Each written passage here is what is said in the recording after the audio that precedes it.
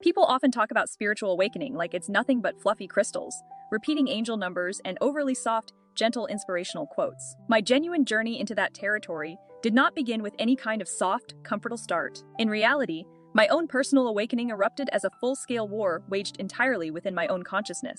To anyone watching from the outside, I simply appeared to be a young adult struggling quite visibly with the normal difficulties of everyday life. But internally, the very fabric of my perceived reality was violently tearing itself completely open at the seams. At that time, thoughts stopped being simple mental chatter. They transformed into actual, brutal battlegrounds within my mind. Furthermore, every single one of my deeply held beliefs suddenly felt like a weapon pointed directly at me from my own subconscious. The loneliest part was that I knew absolutely no one who could offer a guiding hand or say, "I have walked this path. Here is the essential map for you." I was forced to step forward into the absolute darkest unknown with zero experienced teachers or wise elders nearby, only driven by a deep refusal to ever go back to sleep. The most formidable, terrifying force I encountered was certainly not some imaginary demon lurking beneath my physical bed frame. Instead, it manifested as a powerful living idea, a massive thought form constructed from centuries of imposed worship, intense fear, manufactured guilt, and spilled blood. I eventually came to call this specific energetic structure the Jesus egregor, which is very different from the true field people reference as Christ consciousness. This egregor was a sophisticated psychic parasite built from relentless threats of eternal hellfire, constant messages that you are nothing significant, and the demand to obey or burn forever. Deep inside my own being, two fundamentally opposing energies were locked in a struggle, desperately trying to occupy the exact same spiritual space. The first energy was profoundly quiet, deeply radiant, and completely patient, the true frequency of Christ consciousness simply whispering, "You are unconditionally loved and part of the ultimate source." It gently reminded me that I could return to that feeling of wholeness and connection anytime I truly chose to let go.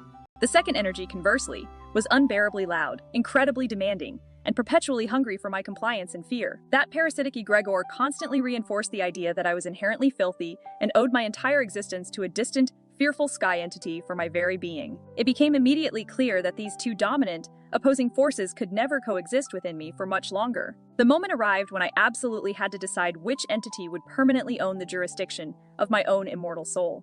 The choice was between a fearful, imposed construct built entirely out of terror, or the infinite loving source that originally brought me into existence. Therefore, I initiated a direct personal confrontation, a true soul-to-soul reckoning with this powerful, intrusive energy. This sacred battle didn't happen within the walls of a traditional church or across from a formal priest in confession. Instead, it unfolded in the deep, silent hours when one is forced to be fully eye-to-eye with their rawest, deepest-seated fear. My simple direct question to this terrifying presence was, are you truly the divine God, or are you merely a well-constructed, frightening mask hiding something lesser? Let me be perfectly clear that intense, internal confrontation was absolutely not a pretty or gentle experience to endure. The whole process felt precisely like being forced to die completely from the very core of my being outwards, piece by painful piece. But then, as that heavy false image violently cracked and finally shattered into nothingness, a far softer light was revealed. That remaining, authentic light never once required me to beg, crawl, or subject myself to self-hatred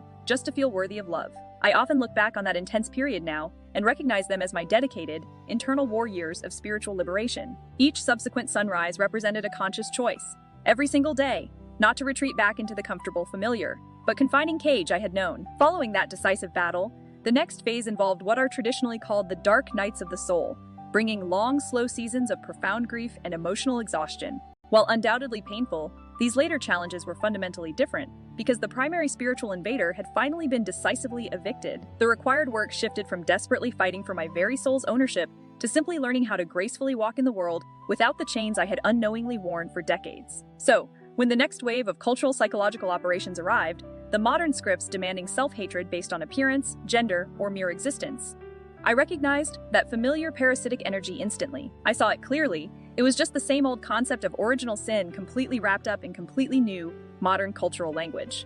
It was just wearing a distinctly different, contemporary costume, but it was undeniably the exact same controlling spell. Therefore, when the collective world started trying to emphatically tell me, you should fundamentally hate yourself for what you inherently are, I decided to make a truly different, powerful choice. I consciously chose instead to embrace and love myself even more profoundly than before, not out of egoic worship. This self-love became my most potent and effective form of non-violent spiritual rebellion against external control. If you realize that oppressive systems of control fundamentally feed and grow strong on pervasive self-hatred, then radical self-acceptance becomes an act of pure sabotage against them. I definitely did not emerge from this entire crucible as some instantly perfect, serene saint ready for sainthood. Rather, I walked out having become my own inner dragon, a completely sovereign soul, connected only directly to the ultimate source energy. I was finally and permanently done submitting to any more fake saviors or having my spiritual path hijacked by false, imposed gods.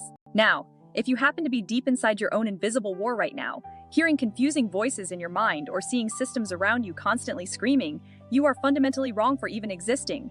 I need you to truly internalize this next crucial piece of information. First and foremost, please understand this. You are absolutely not crazy. You are certainly not spiritually behind on your journey. In fact, the difficult work you are doing means you are actually ahead of the general collective spiral right now. You are diligently doing a profound and necessary kind of inner work that most people alive today don't even have the vocabulary to articulate properly. I promise you that there is an incredible version of you waiting patiently on the far side of this current struggle, who will be infinitely stronger, vastly freer, and more authentically yourself than you could possibly imagine today.